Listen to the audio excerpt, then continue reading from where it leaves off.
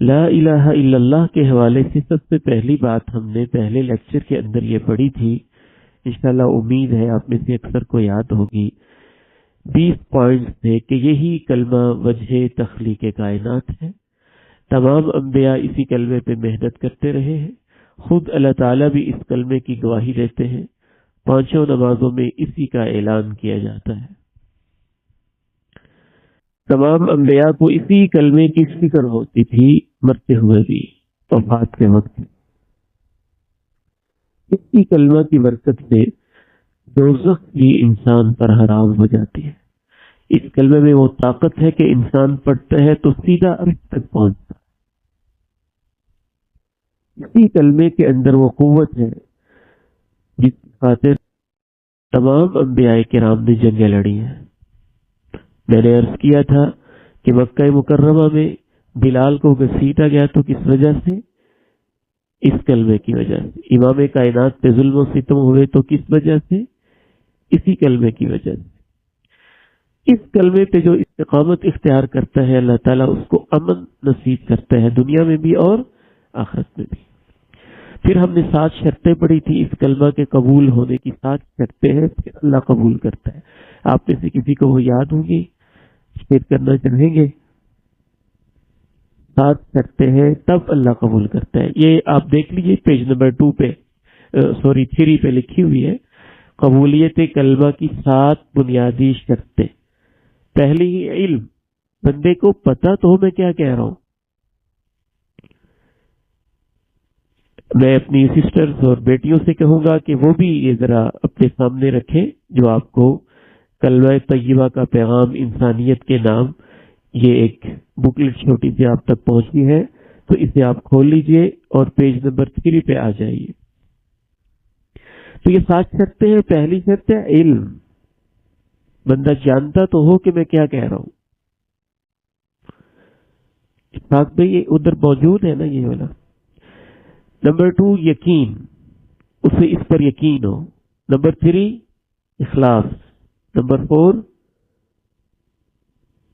صدق۔ نمبر 5 محبت۔ نمبر 6 قبول، اور نمبر 7 تسلیم۔ یہ 7 شرطوں کی تفصیل بھی ہم نے پڑھ لی تھی، یہ تو میں نے صرف آپ کو تھوڑا ریوائز کروایا ہے۔ تو آج ہم اس کا مفہوم شروع کرتے ہیں۔ ایک دفعہ آپ پڑھ لیں گے لا الہ الا اللہ محمد رسول اللہ۔ لا الہ پہلے ہے، الا اللہ بعد میں ہے۔ تو لا الہ کا معنی ہے کوئی معبود حقیقی نہیں ہے۔ اس کو نفی کہتے ہیں۔ اس کو کیا کہتے ہیں؟ نفی۔ یہ ایسا سینٹینس ہے جس میں آپ یہ کہہ رہے ہیں کہ کوئی معبود حقیقی نہیں ہے تو صرف ایک ہے، الا اللہ، اللہ تعالی۔ عام طور پہ جب ہم بات کرتے ہیں تو کیا خیال ہے کہ ہم نفی سے شروع کرتے ہیں یا پازیٹیو طریقے سے شروع کرتے ہیں؟ میں آپ سے یہ امید رکھتا ہوں، میں آپ سے یہ چاہتا ہوں، میں یہ گواہی دیتا ہوں، میں یہ اقرار کرتا ہوں، ایسے ہوتا ہے نا؟ تو کیا وجہ ہے کہ کلمہ طیبہ کا آغاز نفی سے ہوتا ہے کہ کوئی الہ نہیں ہے، حقیقی معبود کوئی نہیں ہے، صرف اللہ ہے۔ اس کی 2 وجہ آپ نے ذہن میں رکھنی ہے۔ ادھر توجہ کیجیے گا۔ میرے پاس ایک گلاس ہے، وہ زمزم سے بھرا ہوا ہے۔ ایک اور گلاس ہے جو یورن سے، گندگی سے، غلاظت سے بھرا ہوا ہے۔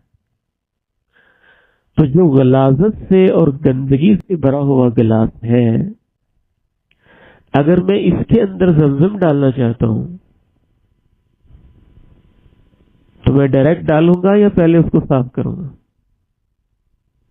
جی پہلے اس کو صاف کروں گا نا، کیونکہ وہ گلاس گند سے بھرا ہوا ہے، اس میں غلاظت ہے، اس میں گندگی ہے، بدبو اٹھ رہی ہے۔ تو کوئی عقل مند بندہ بھی اس میں شہد نہیں ڈالے گا اور اس میں زمزم نہیں ڈالے گا، پہلے اس برتن کو خالی کیا جائے گا، پہلے اس برتن کو خالی کیا جائے گا۔ ادھر آپ کی توجہ رہے، یہ میرا اور آپ کا جو دل ہے عمر بیٹے، میرا اور آپ کا یہ جو دل ہے، اگر یہ غیر اللہ کی محبت، غیر اللہ کی پرستش، شرک کی نجاست اور اس طرح کے توہمات، وہم اور ایسی چیزوں سے بھرا ہو، تو تب تک اللہ کی توحید اور یہ کلمہ اس دل میں آ ہی نہیں سکتا جب تک پہلے اس دل سے غیر اللہ کو نکالا نہ جائے۔ تو پہلی وجہ کیا ہے کہ لا الہ کا آغاز کہاں سے ہوتا ہے؟ نفی سے ہوتا ہے، اور نفی سے آغاز ہونے کی وجہ کیا ہے؟ تاکہ انسان کے دل کو پہلے پاک کیا جائے، صاف کیا جائے، اس کے اندر سے شرک کی علائقوں کو، ملاوٹوں کو نکال دیا جائے، غیر اللہ کے بت جو سجے ہوئے ہیں ان کو توڑ دیا جائے۔ تو اس کے بعد اللہ کہتے ہیں الا اللہ، اب میری محبت تیرے دل میں آئے گی۔ تو نفی کی ایک وجہ تو یہ ہے، اور نفی سے آغاز ہونے کی دوسری وجہ بھی بہت اہم ہے، وہ یہ ہے کہ پوری انسانی تاریخ میں اکثر لوگوں کا مسئلہ یہ نہیں رہا کہ وہ اللہ کو مانتے نہ ہوں۔ دنیا کا بدترین قسم کا ایتھیسٹ اور ملحد بھی جب اس کا ایکسیڈنٹ ہو، جب اس کو آگ لگے، جب زلزلہ آئے، اس کی زبان پہ بھی فطری طور پہ آئے گا او مائی گاڈ، یا اللہ۔ حضرت آدم سے لے کے آج تک اکثر انسانوں کا مسئلہ یہ نہیں رہا کہ وہ اللہ کو مانتے نہ ہوں، بلکہ اکثر انسانوں کا مسئلہ یہ رہا ہے کہ وہ اللہ کے ساتھ اوروں کو شریک کرتے رہے، اللہ کے ساتھ اوروں کو شریک کرتے رہے۔ تو انبیاء کی تمام دعوتوں میں یہ بنیادی چیلنج رہا ہے۔ حضرت نوح کو چیلنج ایسے لوگوں سے واسطہ نہیں تھا جو اللہ کو مانتے نہیں تھے، ان کو ایسے لوگوں سے واسطہ پڑا تھا جو اللہ کے ساتھ اوروں کو بھی شریک بناتے تھے۔ حضرت ابراہیم، حضرت موسیٰ، حضرت عیسیٰ، ہمارے پیارے نبی صلی اللہ علیہ وسلم۔ تو اس وجہ سے کلمے کا آغاز پہلے نفی سے ہوتا ہے کہ تمہارا اللہ کو ماننا اس وقت تک قبول نہیں ہے جب تک تم پہلے شرک کی نفی نہ کرو، شرک کی نفی نہ کرو۔ تو یہاں تک ایک بات واضح ہو گئی ہے، اور یہ میں آپ میں سے کسی سے سننا چاہوں گا، تب مجھے تسلی ہوگی، پھر ہم آگے بڑھیں گے۔ تو یہ چیز واضح ہوئی، لا الہ الا اللہ میں دو حقیقتیں ہیں، لا الہ میں نفی ہے اور الا اللہ کے اندر اس بات ہے، الا اللہ کے اندر اس بات ہے۔ اور نفی کی وجہ کیا ہے؟ نفی کی دو بنیادی وجوہات ہیں۔ پہلی وجہ یہ ہے کہ جب دل کے اندر شرک کی گندگی ہو تو اس وقت تک کلمہ اس میں داخل نہیں ہو سکتا جب تک شرک کی گندگی ختم نہیں ہوگی۔ اور دوسری وجہ کہ اکثر انسانی تاریخ کا مسئلہ یہ نہیں رہا کہ وہ اللہ کو مانتے نہ ہوں، بلکہ اصل مسئلہ کیا رہا ہے کہ وہ اللہ کے ساتھ اوروں کو شریک بناتے رہے ہیں۔ یہ اتنی سی بات یہاں آ کے کوئی اگر شیئر کرے تو مجھے بہت اچھا لگے گا، ہم اس کو دعا دیں گے۔ بچوں آپ آئیں گے؟ جی میں آپ سے سوال کروں گا، آپ جواب دے دیں گے انشاءاللہ۔ مائک ہے دوسرا؟ ذرا بچے کو دے دیں۔ جزاک اللہ۔ کیا نام تھا بیٹے کا؟ یہ بہت ریگولر بچے ہیں۔ رب نواز بیٹے، سب سے پہلی بات تو یہ بتائیے لا الہ الا اللہ میں کتنی حقیقتیں ہیں؟ دو۔ پہلی حقیقت کیا ہے؟ نفی، اور دوسری اثبات۔ اس بات کا معنی ثابت کرنا، نفی کا معنی نفی کرنا، نیگیٹ کرنا۔ تو یہ پہلے نفی کیوں ہے اس کلمے کے اندر؟ تاکہ کس کی وجہ ہے؟ دو بڑی وجہ ہے۔ پہلی وجہ کیا ہے؟ تاکہ جو ہمارے دل میں شرک ہے اس پہلے اس سے پاک ہو جائے، ورنہ اس کے اندر کلمہ طیبہ نہیں بیٹھے گا۔ ماشاء اللہ، دعا دے جی اور اب نواز بیٹے کو اللہ تعالیٰ آپ کو سلامت رکھے بیٹے، آپ کے علم میں، توحید میں، ایمان میں اضافہ فرمائے، آپ کو اپنے والدین کے لیے آنکھوں کی ٹھنڈک بنائے۔ اور دوسری وجہ کیا ہے؟ کیونکہ اکثر دنیا میں یہ بات نہیں ہے کہ وہ اللہ تعالیٰ کو مانتے ہیں، بلکہ یہ بات ہے کہ وہ اللہ کے ساتھ اور لوگوں کو بھی شریک ٹھہراتے ہیں۔ دنیا کا اکثر مسئلہ یہی رہا ہے کہ وہ اللہ کے ساتھ اوروں کو شریک بناتے رہے، آج بھی یہ مسئلہ ہے۔ جو ایتھیزم الہاد ہے وہ چند نفسیاتی مریضوں کا مسئلہ ہے، وہ چند نفسیاتی مریضوں کا مسئلہ ہے، وگرنہ آج بھی اکثر دنیا کا اصل مسئلہ شرک ہے، اصل مسئلہ شرک ہے۔ جزاک اللہ، بند ہوگی؟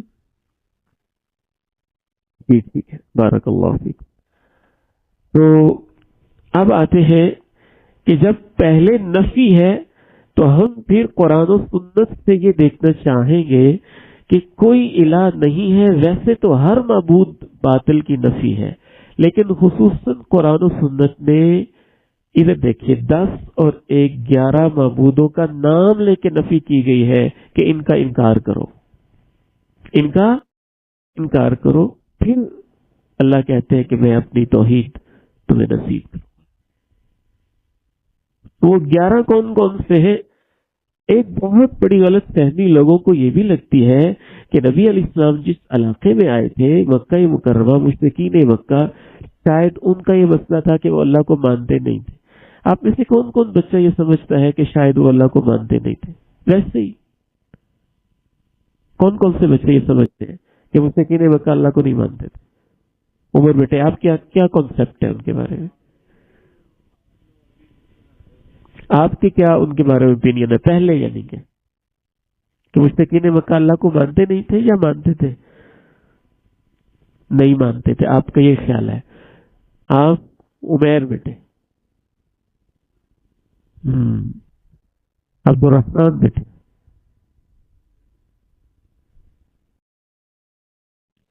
حافظ عمیر سارے بڑے ذہین ہیں ماشاء اللہ، یہ بھی کہہ رہے ہیں کہ مشرکین مکہ اللہ کو نہیں مانتے تھے۔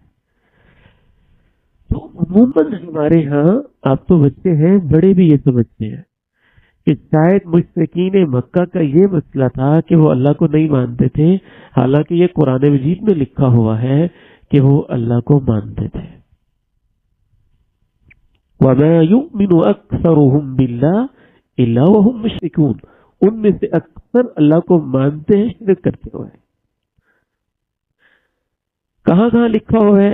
اب اوپر دیکھیے، پہلا حوالہ ہے سورہ عنکبوت، آیت نمبر 61 سے 64۔ زوم پہ آن لائن ہوگی ہماری کلاس اقبال صاحب کہ نہیں ہوگی؟ نہیں ہو رہی ہے، انشاءاللہ ہو جائے گی۔ تو ایک بات بھائی، اس کو آپ کریں گے ذرا ہمارے ساتھ ساتھ چلے، مشرکین مکہ کے عقائد لے کے آئے۔ پہلا لکھا ہوا ہے کہ وہ وجود باری تعالیٰ کو مانتے تھے۔ اللہ تعالیٰ نے قرآن مجید میں کہا وَلَئِن سَأَلْتَهُمْ، اگر آپ ان سے پوچھیں من خلق السماوات والارض، آسمان و زمین کو کس نے پیدا کیا، لَيَقُولُنَّ اللَّهُ، تو یہ کہیں گے اللہ نے پیدا کیا۔ نہ صرف یہ کہ وہ مانتے تھے بلکہ اپنے آپ کو ملت ابراہیمی پر سمجھتے تھے۔ مشرکین مکہ حضرت ابراہیم علیہ السلام ہی کی نسل میں سے تھے، نبی علیہ السلام کے رشتہ دار تھے نا، تو نبی علیہ السلام کن کی نسل میں سے ہے؟ حضرت ابراہیم کی نسل میں سے۔ تو مشرکین مکہ تو کہتے تھے ہم ابراہیم کے دین کو مانتے ہیں، ہم ابراہیم کے دین کو مانتے ہیں۔ نمبر 3، بیت اللہ کا حج بھی کرتے تھے۔ یہ ہو سکتا ہے کہ مانتے نہ وہ بیت اللہ کا حج کراتے ہو، مانتے تھے تو بیت اللہ کا حج کرتے تھے۔ ان میں سے بعض لوگوں نے 20 24 17 حج کیے ہوئے تھے، اور جب حج کرتے تھے تو یہ تلبیہ پڑھتے تھے، لبیک اللہم لبیک لبیک لا شریک لک لبیک، ہم حاضر ہیں اللہ، تیرا کوئی شریک نہیں ہے، ہم حاضر ہیں اے اللہ، الا شریکن، تیرا ایک شریک ہے، تملکہ وما ملک، اصل میں تو اس کا بھی مالک ہے اور اس کو تو نے اختیارات دیے۔ یہ حدیث میں موجود ہے. نبی علیہ السلام ان کا یہ تلبیہ سنتے اور حیران ہو جاتے اور کہتے کاش یہاں رک جائیں، یہ کاش یہ یہاں رک جائیں. لا شریک لک، اور آگے نہ گئے الا شریکت تملکہ وما ملک. نمبر 4، حجاج کی خدمت بھی کرتے تھے، بیت اللہ کی خدمت بھی کرتے تھے. نبی علیہ السلام کا جو خاندان ہے، کون سا خاندان ہے؟ اپنی سیرت میں پڑھا ہے، بنو ہاشم. بنو ہاشم. تو ہاشم کا معنی ہی چیزوں کو پیس کرنے والا، ٹکڑے ٹکڑے کرنے والا، چھوٹے چھوٹے کرنے والا. تو وہ روٹی کے ٹکڑے ٹکڑے کر کے شوربے میں بھگو کے حاجیوں کی خدمت کرتے تھے. اس وجہ سے بھی ان کو بنو ہاشم کہتے تھے. اور یہ قرآن مجید میں لکھا ہوا ہے. جی اچھا،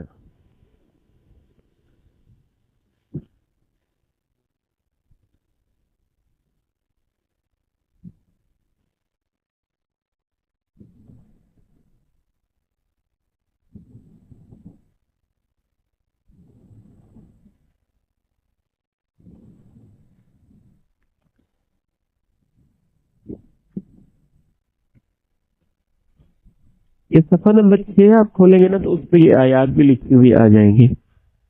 میں چاہتا ہوں کہ آپ تھوڑی پڑھیں گے تو ذرا زیادہ کلیئر ہو جائے گا. صفحہ نمبر 6 آ گیا ہے.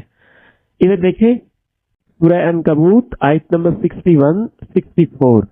وَلَئِن سَأَلْتَهُمْ، اگر آپ ان سے سوال کریں، من خلق السماوات، کس نے پیدا کیا آسمانوں کو، والارض، اور زمین کو، وسخر الشمس، کس نے سورج کو تابع کیا، والقمر، چاند کو، لا یقولن، تو یقیناً یہ سب کہیں گے اللہ نے. فَأَنَّا يُؤْفَكُونَ، یہ کہاں سے بہکائے جا رہے ہیں. اللہ يبسط الرزق لمن يشاء من عباده ويقدر له ان الله بكل شيء عليم. وَلَئِن سَأَلْتَهُم مَّن نَّزَّلَ مِنَ السَّمَاءِ مَاءً، اگر آپ ان سے پوچھیں آسمان سے بارش کون اتارتا ہے، فَأَحْيَا بِهِ الْأَرْضَ، تو اس کے ذریعے زمین کو زندگی دیتا ہے، من بعد موتها، اس کے بنجر ہو جانے کے بعد، لَيَقُولُنَّ اللَّهُ، تو یہ سب کہیں گے کہ اللہ ہی کرتا ہے.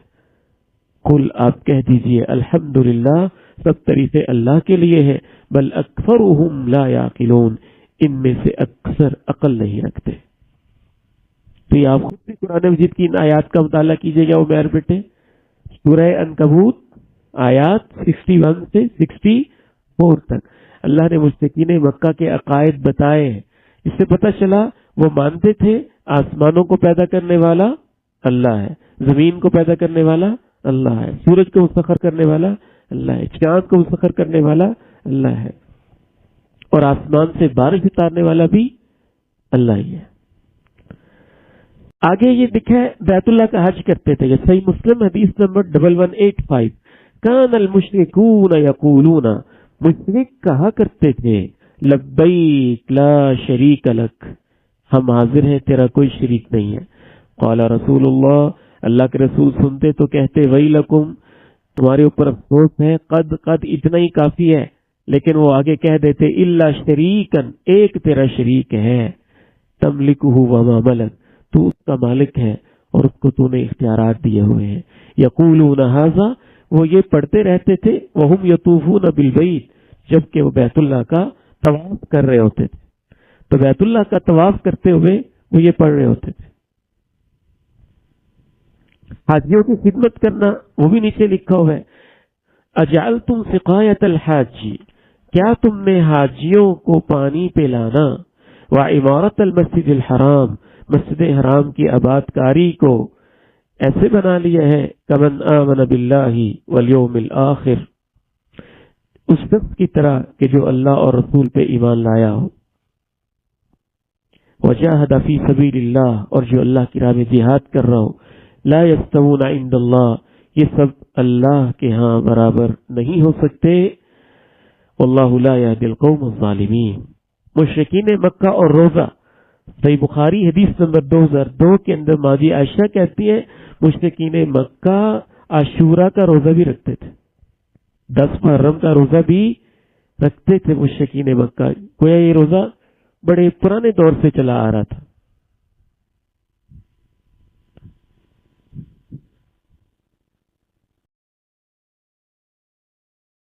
نمبر 7 آپ کے سامنے لکھا ہوا ہے ختمہ کرنا. یہ اصل میں سمری ہے جو آپ کے پاس ہے, یہ خلاصہ ہے, اور تفصیلی نوٹ اسکرین پہ شیئر ہو رہے ہیں. آپ دونوں کی طرف توجہ کر سکتے ہیں, آپ کو سمجھ آ جائے گی. ایک پوائنٹ لکھے ختنہ بھی کرتے تھے, صلہ رحمی کو نیکی سمجھتے تھے, اعتکاف بھی کرتے تھے خانہ کعبہ کے اندر. حضرت عمر نے کہا تھا اے اللہ کے نبی میں نے دور جاہلیت میں ایک رات اعتکاف کرنے کی منت مانی تھی تو میں پوری کروں. آپ نے کہا کرو. یعنی مسلمان ہونے سے پہلے انہوں نے ایک رات اعتکاف کی منت مانی تھی. اس کا مطلب اعتکاف بھی کرتے تھے. نکاح اور طلاق کا تصور بھی تھا, قصاص کے احکام بھی تھے, دیت کے احکام بھی تھے. چوری کو برا بھی سمجھتے تھے, زنا کو برا بھی سمجھتے تھے. چوری زنا عام تو تھی, یہ تو آج کل مسلمان بھی کر رہے ہیں, لیکن یہ نہیں کہ اس کو جائز سمجھتے تھے, برا سمجھتے تھے. تو پہلی غلط فہمی آپ لوگوں کی یہ دور ہو جانی چاہیے کہ مشرکین مکہ کے ساتھ نبی علیہ السلام کی جنگ اور لڑائی یہ نہیں تھی کہ وہ کہتے ہو ہم اللہ کو نہیں مانتے اور آپ کہتے ہو کہ مانو. وہ مانتے تھے لیکن شرک کرتے تھے.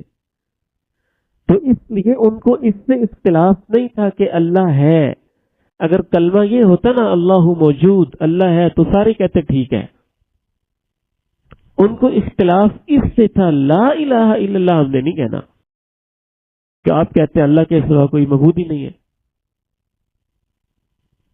وہ اللہ کے سوا اور معبودوں کو بھی مانتے تھے, اور معبودوں کو بھی مانتے تھے. وہ کن کن معبودوں کو مانتے تھے؟ وہ 11 قسم کے معبود تھے جن کا تذکرہ قرآن و حدیث میں موجود ہے, اور لا الہ میں ان سب کی نفی ہوتی ہے. ان میں سب سے پہلے وہ فرشتوں کو معبود مانتے تھے. اچھا, ہمارے ہاں یہ بھی ایک غلط تصور پایا جاتا ہے, آپ نے ذرا اس پہ بھی میرے ساتھ تھوڑا مجھے رسپانس دینا ہے, کہ ہم میں سے اکثر یہی سمجھتے ہیں نا کہ مشرکین مکہ کا بس یہ مسئلہ تھا کہ بتوں کو پوجتے تھے. یہی سمجھتے ہیں نا کہ وہ بتوں کو پوجتے تھے. اکثر بچے یا اکثر لوگ یہ سمجھتے ہیں. کیا خیال ہے عبد الرحمان؟ یہی کانسیپٹ ہے نا کہ ان کا مسئلہ یہ تھا کہ بتوں کو بھی پوچھتے تھے, اور بتوں کے علاوہ اور بھی بہت کچھ پوچھتے تھے. نمبر 1 ملائکہ پرستی, فرشتوں کو پوچھتے تھے. وہ ملائکہ کو اللہ کی بیٹیاں سمجھتے تھے. ملائکہ کو اللہ کی بیٹیاں سمجھتے تھے. ملائکہ کے بارے میں یہ عقیدہ تھا ان کا, ملائکہ یعنی فرشتوں کے بارے میں ان کا یہ عقیدہ تھا کہ وہ قیامت کے دن ہماری سفارش کریں گے, ہمیں اللہ سے بچا لیں گے. جب وہ یہ سمجھتے تھے کہ بیٹیوں سے انسان کو بڑا پیار ہوتا ہے, تو فرشتے اللہ کی بیٹیاں ہیں, تو ہم ان کو خوش کریں گے, تو فرشتے اللہ کے پاس ہماری سفارش کریں گے, اللہ ان کی مان لے گا, ہم بچ جائیں گے. یہ ان کا عقیدہ باقاعدہ قرآن مجید کے اندر لکھا ہوا ہے. سورہ زخرف ہے, آیت نمبر 19 اور 20, وہ نیچے جو لکھی ہے وَجَعَلُوا الْمَلَائِكَةَ الَّذِينَ هُمْ عِبَادُ الرَّحْمَنِ إِنَاثًا أَشَهِدُوا خَلْقَهُمْ سَتُكْتَبُ شَهَادَتُهُمْ وَيُسْأَلُونَ. انہوں نے فرشتوں کو جو کہ رحمان کے بندے ہیں بیٹیاں طے کر لیا. کیا وہ ان کی تخلیق کو دیکھ رہے تھے؟ ان کی گواہی لکھی بھی جائے گی اور ان سے پوچھا بھی جائے گا.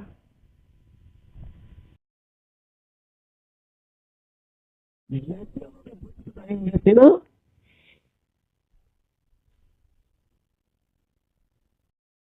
مختلف قسم کے بزرگوں کے نام تھے, تو مختلف فرشتوں کے نام سے بھی بت تھے ان کے. ان کو وہ دیویاں سمجھتے تھے. کیا سمجھتے تھے؟ دیویاں سمجھتے تھے. تو بت کا آگے انشاءاللہ وہ آ رہے, مزید میں آپ کے سامنے اس کو کلیئر کروں گا. تو پہلا شرک جس کی قرآن مجید نفی کرتا ہے کہ اللہ کے مقرب فرشتے بھی ہیں, وہ اللہ کے بندے ہیں, معبود نہیں ہیں, اللہ کے شریک نہیں ہیں, ان سے نہیں مانگا جا سکتا, ان سے مشکل کشائی نہیں کروائی جا سکتی, ان کے بارے میں اس طرح کا عقیدہ نہیں رکھا جا سکتا. آج کل کیا خیال ہے، یہ والا شرک ہمارے معاشرے میں پایا جاتا ہے؟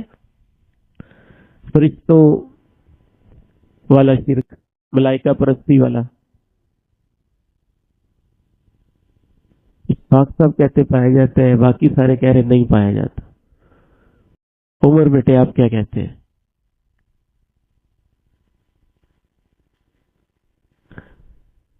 رب نواز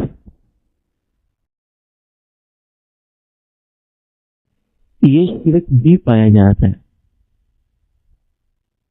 پاک صاحب کہاں پایا جاتا ہے؟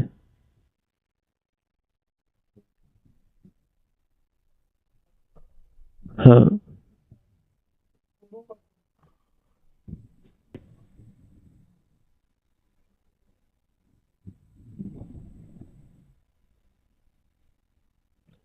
میرے ذہن میں بھی یہی بات تھی، میں نے خود ایسی چیزیں دیکھی ہیں کہ جو لوگ تعویذات وغیرہ لکھتے ہیں نا، تو اس کے کونوں پہ لکھا ہوتا ہے یا جبرائیل یا میکائیل یا اسرافیل، اس طرح کے لکھے ہوتے ہیں۔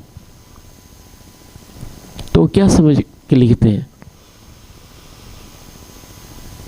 وہ یہی سمجھ کے لکھتے ہیں نا کہ اس کو کوئی بیماری ہے، اس کو کوئی تکلیف ہے، اس کونے کے اوپر ہم نے اسرافیل جبرائیل کا نام لکھ دیا ہے، میکائیل کا نام لکھ دیا، اس کو تکلیف ہوگی وہ آ کے اس کو بچا لے گا۔ تو یہی شرک ہے، تو یہ عقیدہ ہی تو شرک ہے۔ تو ملائکہ پرستی بھی ایک ان کا مسئلہ تھا۔ نمبر 2، لا الہ الا اللہ۔ ہم کیا پڑھ رہے ہیں؟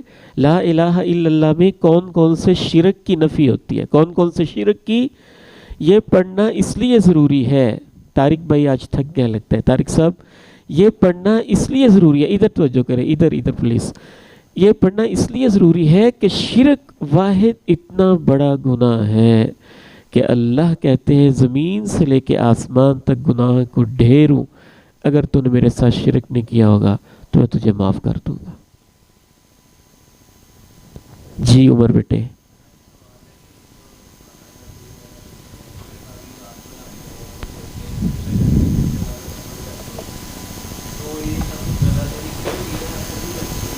تو اس کی کیا وجہ ہے؟ جی سوال بہت اچھا عمر بیٹے کا، تھوڑا سا وقفہ آگے، یہ موضوع ابھی ہم نے یہی موضوع پڑھنا ہے، جنات پرستی، جنات پرستی۔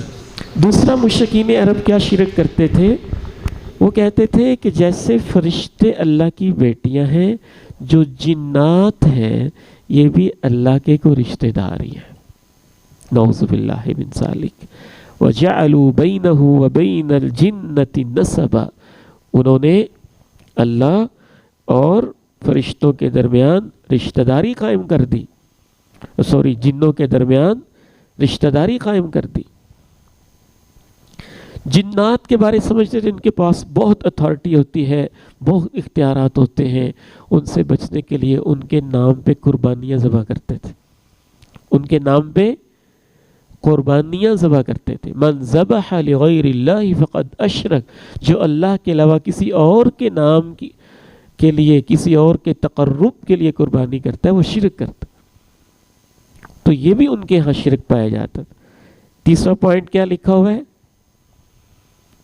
آپ پڑھیں عبد الرحمن بیٹے، تیسرا پوائنٹ کیا لکھا ہے؟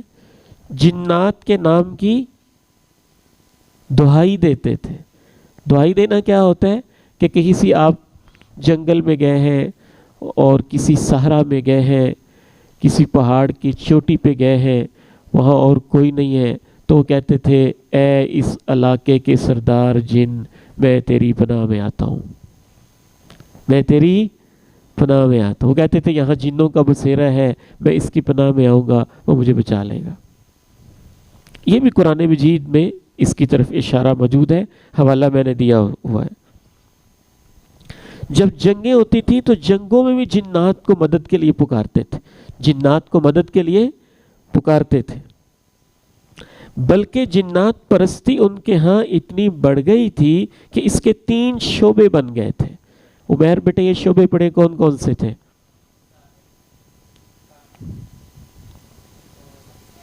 عراف، کتنے لفظ ہو گئے؟ ساحر، کاہن، عراف۔ عبد الرحمن بیٹے یہ 3 الفاظ آپ نے ذرا ریپیٹ کرنے ہیں۔ مائک لیں.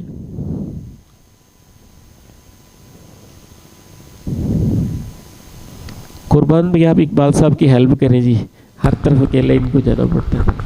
جزاک اللہ. یہ مائک آپ دے دیا کریں. ساحر, کاہن, عراف. آپ بھی عامر بیٹے ایک دفعہ بولیں. ساحر, کاہن, عراف. یہ پیارا بیٹا, آپ کبھی کبھی آپ بھی بولا کریں. ماشاء اللہ جی. ساحر, کاہن, عراف. عراف کیا لفظ ہے؟ اب تینوں میں آپ فرق بھی سمجھ لیجئے. ساحر کا معنی ہے جادوگر, کاہن کا معنی ہے مستقبل کے بارے میں, فیوچر کے بارے میں پریڈکشن کرنے والا, مستقبل کے بارے میں خبریں دینے والا, یہ دعویٰ کرنے والا کہ میں فیوچر کے بارے میں بتا سکتا ہوں. تمہارا کل کیسے گزرے گا, ہفتہ کیسے گزرے گا, جوانی کیسے گزرے گی, یہ رشتہ کیسے رہے گا, تمہاری قسمت کیا ہوگی. تو جو یہ دعوے کرتا ہے اس کو کیا کہتے ہیں؟ کاہن. مستقبل کے بارے میں, فیوچر کے بارے میں یہ دعویٰ کرنے والا کہ میں بتا سکتا ہوں.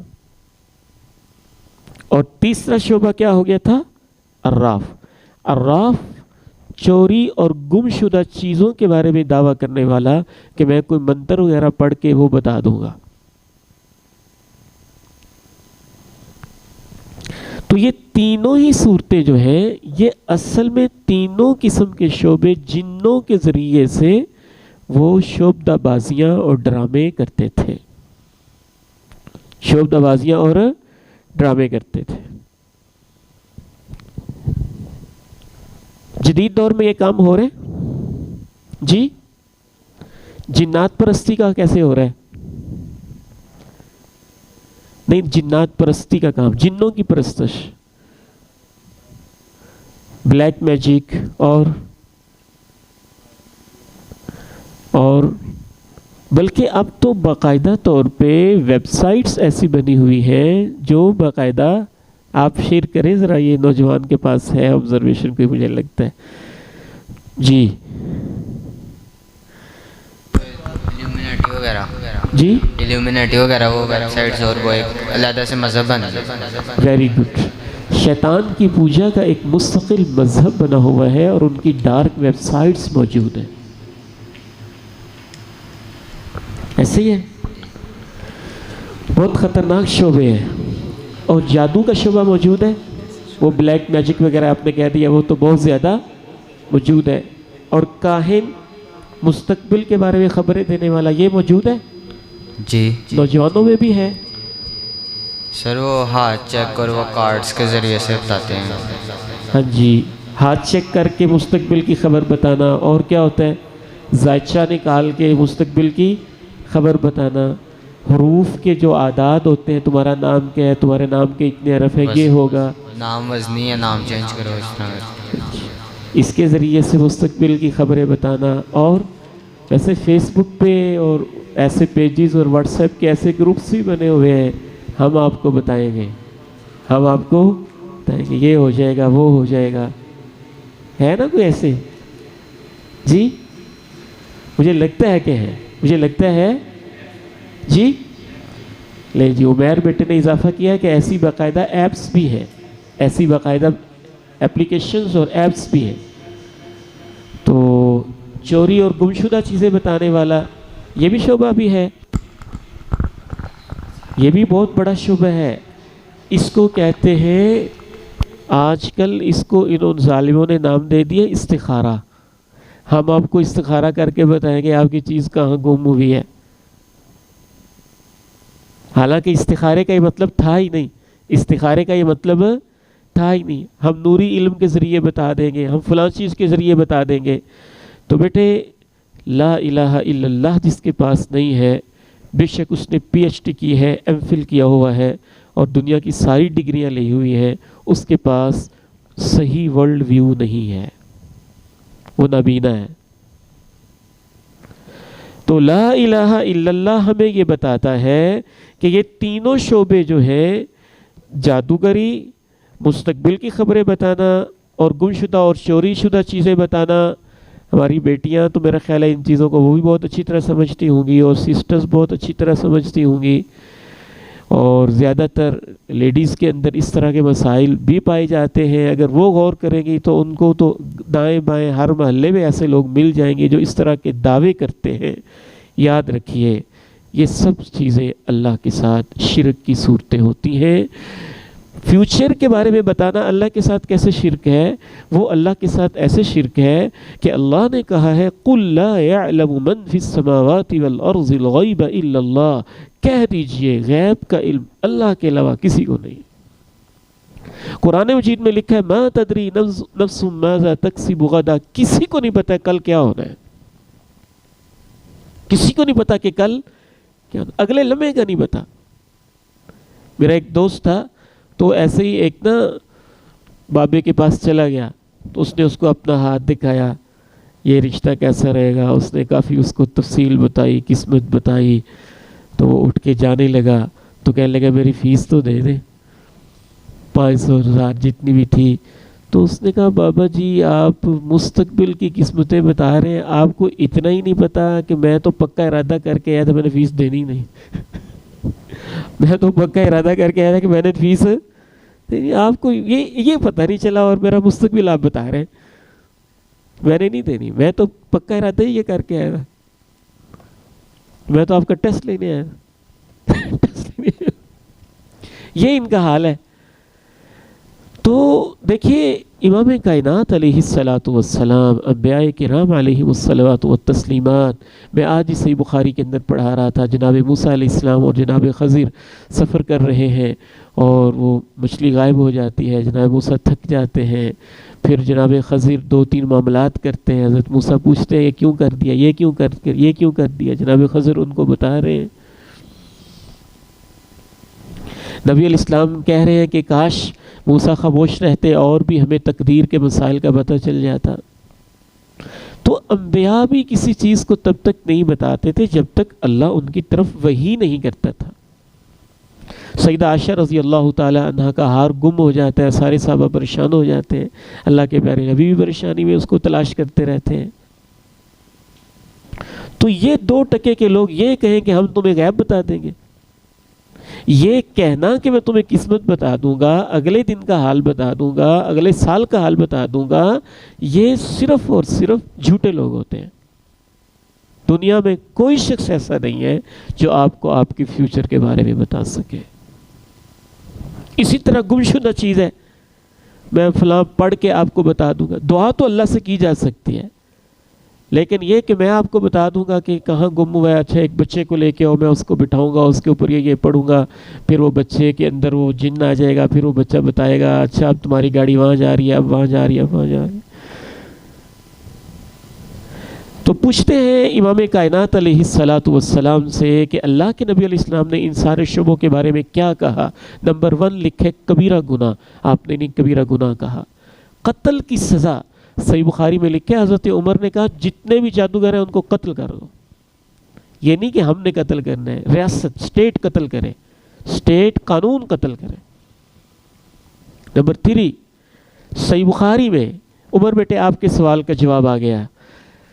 ماں جی عائشہ رضی اللہ تعالیٰ عنہ نے پوچھا کبھی کبھی وہ جو بات بتاتے ہیں سچی بھی ہوتی ہے کبھی کبھی جو بات بتا دیتے ہیں سچی بھی. تو نبی علیہ السلام نے ادھر توجہ کیجئے بتایا کہ یوں شیاطین اور جنات جو ہے ایک دوسرے کے اوپر چڑھ کے آسمانوں تک پہنچ جاتے ہیں اور اللہ کی طرف سے جو ڈیلی آرڈرز ہو رہے ہوتے ہیں کہ آج یہ ہونا ہے یہ ہونا ہے یہ ہونا ہے یہ ہونا ہے وہ عالم بالا کی کوئی ایک آدھ خبر سن لیتے ہیں. وہ ایک آدھ سچی ہوتی ہے اس کے اندر 100 جھوٹ ملا دیتے ہیں 100 قسم کے اندر جھوٹ ملا دیتے ہیں. یہ صحیح بخاری کی حدیث ہے 4701. چونکہ ٹائم کم ہے میں اس لیے سارے الفاظ پڑھ کے آپ کے سامنے نہیں رکھ رہا. یہ آپ نیٹ پر بھی لکھیں گے نا صحیح بخاری 4701 تو آپ کے سامنے وہ حدیث آ جائے گی انشاءاللہ. واضح اگر آپ کے گھر میں صحیح بخاری کی کتاب ہے تو اس کو جا کے اسٹڈی کر لیجئے. نمبر 4 آپ نے فرمایا من اتى عرافا جو کسی ایسے شخص کے پاس جاتا ہے جو یہ دعویٰ کرتا ہے میں گمشدہ چیزیں بتا سکتا ہوں یا کاہن لم تقبل له صلاۃ اس کی نماز 40 دن تک قبول نہیں ہوتی. اتنا بڑا گناہ ہے. کفر کا اطلاق ایک حدیث میں آپ نے فقط کفر بما انزل علی محمد وہ میرے دین کے ساتھ کافر ہو جاتا ہے، جو اللہ کے نبی کی تعلیمات ہیں ان کا وہ منکر ہو جاتا ہے۔ تو آج کل بڑے بڑے مسائل لوگوں کو درپیش ہیں جنات کے حوالے سے۔ یقیناً ان کی ایک حقیقت ہے، ان کی کس حد تک حقیقت ہے ادھر توجہ کیجیے۔ اتنی حقیقت ہے جتنی انسان ایک دوسرے کو تنگ کر سکتے ہیں۔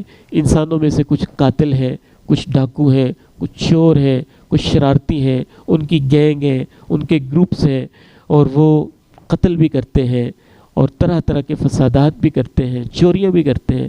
تو جنوں کے اندر بھی ایسے گروپس موجود ہیں، جنوں کے اندر بھی ایسے گروپس موجود ہیں، اور وہ بھی ایک حد تک نقصان کر سکتے ہیں، نقصان کر سکتے ہیں، لیکن ان سے بچنے کے لیے انسان کسی دوسرے شیطان کے ہتھے چڑھ جائے، یہ بہت خسارے کا سودا ہے۔ ان سے بچنے کے لیے کرنا کیا ہے، وہ اینڈ پہ لکھا ہوا ہے۔ حفاظت کے بڑے بڑے قلعے کیا ہیں؟ قرآن کی تلاوت، صبح و شام کے اذکار، نماز کے بعد کے اذکار، طہارت کا اہتمام۔ آپ پاکی کے مسائل پڑھ رہے ہیں نا؟ سب سے زیادہ جنات کا حملہ، خصوصاً بیٹے آپ بھی یاد رکھیں اور میری بہنیں اور بیٹیاں بھی یاد رکھیں، جو اس فیلڈ کے لوگ ہیں وہ یہ بتاتے ہیں کہ جنات کا سب سے زیادہ حملہ ناپاکی کی جگہوں پہ، ناپاکی کی حالت میں ہوتا ہے۔ جب لباس اتارا ہوتا ہے یا اس وقت ہوتا ہے، جب انسان سخت غصے میں آتا ہے یا اس وقت ہوتا ہے، یا جب بال انسان کے بکھرے ہوتے ہیں بہت زیادہ، اس وقت ہوتا ہے۔ تو گندگی کی جگہوں پہ ان کا زیادہ ڈیرا اور بسیرا ہوتا ہے۔ تو اس لیے گھروں کو پاک صاف رکھنا، جسم کو پاک صاف رکھنا، یہ حفاظت کے بڑے بڑے قلعے ہیں۔ خصوصاً ایک وظیفہ ایسا ہے، اگر وہ بندہ پڑھ لیتا ہے لا الہ الا اللہ وحدہ لا شریک لہ لہ الملک ولہ الحمد وہو علی کل شیء قدیر 100 مرتبہ، تو گارنٹی دی اللہ کے پیارے نبی نے، شام تک کوئی شیطان اس کے قریب بھی نہیں آ سکتا۔ یہی اگر شام کو پڑھ لے تو صبح تک کوئی شیطان اس کے قریب بھی نہیں آ سکتا۔ واضح ہے؟ تو مشرکین عرب جیسا کہ جنات سے مدد مانگتے تھے، ہمارے ہاں جو جگہ جگہ دکانیں چمکا کے بیٹھے ہوئے ہیں، جن کو کہتے ہیں بابا، عامل، سنیاسی، ہاں جی، محبوب آپ کے قدموں میں، راتوں رات ارب پتی، اس طرح کے بڑے بڑے اشتہار لگے ہوتے ہیں، یہ سب ایسے خبثاء ہیں کہ اصل میں یہ شیاطین کی پرستش کرتے ہیں، اور ان کا ان کے ساتھ رابطہ ہوتا ہے کسی نہ کسی درجے میں، اور اچھے بھلے لوگ اس چکر میں اپنا ایمان بھی برباد کر بیٹھتے ہیں، اور جو نقصان ہوتا ہے وہ تو ہو چکا ہوتا ہے۔ اس میں صبر، ہمت، حوصلہ، کسی اللہ کے نیک بندے سے جو توحید والا ہو، ڈاکٹر عتیق صاحب جیسا، اس سے کوئی دم کروا لینا، اذکار پڑھ لینا، تلاوت کرنا، پاکی صفائی کا اہتمام، یہ اس کا حل ہے۔ واضح ہے؟ بہت سارے واقعات ہیں، انسان سن سن کے حیران و ششدر رہ جاتا ہے۔ تو لا الہ الا اللہ میں پہلے کس معبود باطلہ کی نفی ہوئی؟ معبود باطلہ میں سے ملائکہ پرستی کی۔ دوسرے نمبر پہ کس کی ہوئی؟ جنات پرستی کی۔ ایک واقعہ یہاں نہیں لکھا ہوا لیکن مجھے یاد آ رہا ہے، اللہ اکبر،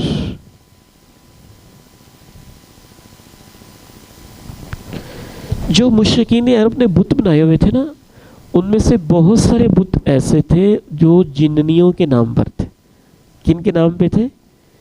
جننیوں کے نام پہ تھے۔ ان میں ایک بت کا تذکرہ قرآن مجید میں ہے، عزا بت۔ کون سا بت؟ افرأیتم اللات والعزا ومناة الثالثة الاخرى، سورہ نجم میں ایک بت کا نام کیا تھا؟ عزا۔ تو اس کے اندر تو باقاعدہ ایک جنی رہتی تھی، باقاعدہ ایک جننی چڑیل ٹائپ رہتی بھی تھی اور آوازیں بھی نکالتی تھی۔ تو نبی علیہ السلام کو جب اللہ تعالیٰ نے غلبہ دیا تو آپ نے حضرت خالد بن ولید کو بھیجا کہ جاؤ وہ سب کچھ ختم کر کے آؤ۔ وہ ختم کر کے واپس آئے تو اللہ کے نبی نے کہا کہ وہاں سے کچھ چیز نظر آئی؟ انہوں نے کہا کچھ نہیں نظر آیا۔ آپ نے کہا پھر ابھی کام پورا نہیں ہوا، دوبارہ جاؤ۔ تو دوبارہ گئے۔ سنن نسائی کبریٰ حدیث کی کتاب ہے، اس میں لکھی ہوئی ہے یہ حدیث۔ سیدہ خالد بن ولید رضی اللہ تعالیٰ عنہ کہتے ہیں، امرأۃ ناسزۃ شعرها، ان کو ایک عورت نظر آئی جس نے اپنے بال بکھیرے ہوئے تھے، لمبا اونچا اس کا قد تھا. تو حضرت خالد بن ولید نے یوں تلوار اس کی گردن پہ ماری اور کہا کفران کی، تیرے ماننے والے ختم ہو گئے ہیں، اب تیرے منکر آئے ہیں، اب تیرے منکر آئے ہیں. تو بندہ مومن ان چیزوں سے ڈرتا نہیں ہے. جتنا آپ ڈرتے جائیں گے اتنا یہ آپ کے اوپر حاوی ہوتے جائیں گے. جتنا آپ اللہ کی پناہ میں آئیں گے، اللہ سے دعا کرتے جائیں گے اور اللہ کی حفاظت میں آتے جائیں گے، اتنا یہ آپ سے ڈرتے جائیں گے، یہ آپ سے ڈرتے جائیں گے انشاءاللہ تعالی.